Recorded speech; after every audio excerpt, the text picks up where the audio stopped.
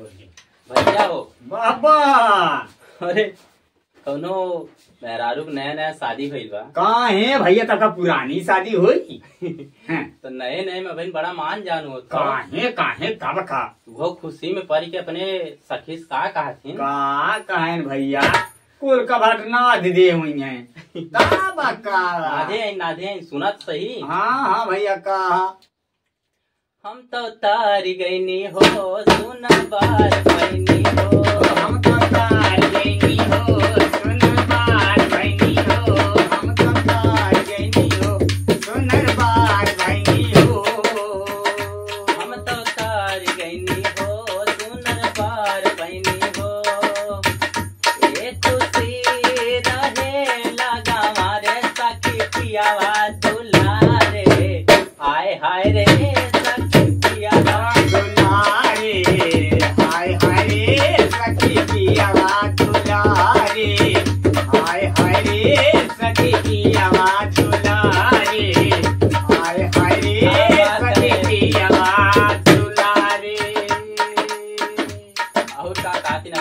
भैया बड़ा मान जान हो। हाँ ऐसन पार्टी मिले मुश्किल से दिल माजा सखी हो दिल से। पार्टी मिले सखी से माजा दिल सखी हो दिल से। ऐसन पार्टी मिले मुश्किल से दिल माजा सखी हो दिल से। काहे गेहूं कटिया फुटैता है न। पसिरी मन करे सेवारे सखी पियावा दुलारे। आय हाय रे सखी पियावा दुलारे। आय हाय रे सखी पियावा दुलारे। आय हाय रे सखी पियावा दुलारे। आय हाय रे सखी पियावा दुलारे। मास्टर पापा दर्जिया तनकी बदल गई। दीदिया कह देवारा चढ़ौले बटे न जारी। दीदिया कह देवारा चढ़ौले बटे न जारी। चोली कच्ची झोई आती काल जाहे जबारी।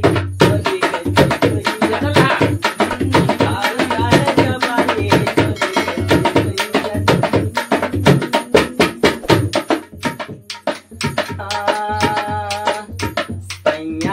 मार प्यार बरसावे कक्कर पर जान लुटावे। काहे हमरे भैया किनार है। हम सिंह भैया सैया मार प्यार बरसावे कक्कर पर जान लुटावे। और का एकदम जानू कही के हमके पुकारे सखी पियावा दुलारे।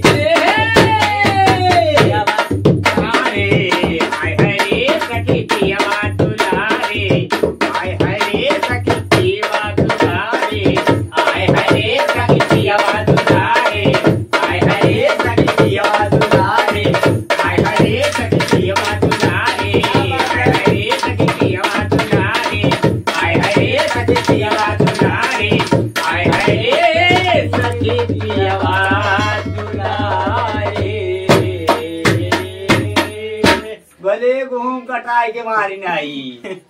बक्का दोस्तों वीडियो कैसा लगा कमेंट करिए, लाइक करिए, शेयर करिए, अपने दोस्तों के साथ आग लगा दीजिए पूरा शेयर करके। और चैनल को सब्सक्राइब जरूर करिए। नमस्कार।